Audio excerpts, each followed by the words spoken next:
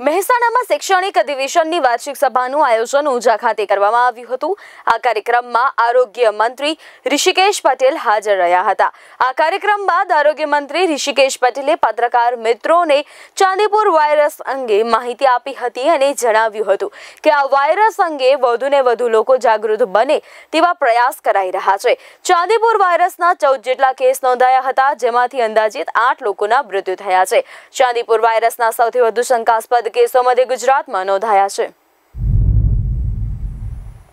ચાંદીપુરમનો જે રોગ છે સેન્ડ ફ્લાય એટલે કે રેતીની માખથી આ થતો રોગ, એ રોગ હજુ એના જે નમૂનાઓ ખરા એ આપણે પૂના મોકલ્યા છે।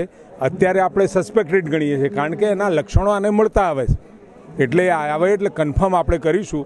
પરંતુ આ ચાંદીપુરમને મળતા પ્રકારનો એક રોગ અત્યારે પીડિયાટ્રિશિયનો આપણને કહી રહ્યા છે।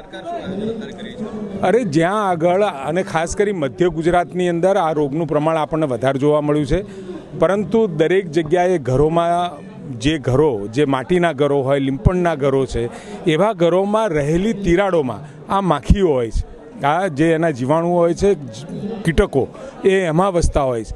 ત્યાં આગળ એને પૂરવાનું કામ, જંતુનાશક દવા કરવાનું, નાખવાનું કામ, આ બધા કામો સાથે લગભગ 4546 જેટલા ઘરમાં કામગીરી કરી ચૂક્યા છીએ અને આશરે 44,000 જેટલા લોકોને પણ આમાં આપણે આવરી લીધા છે આ તપાસમાં।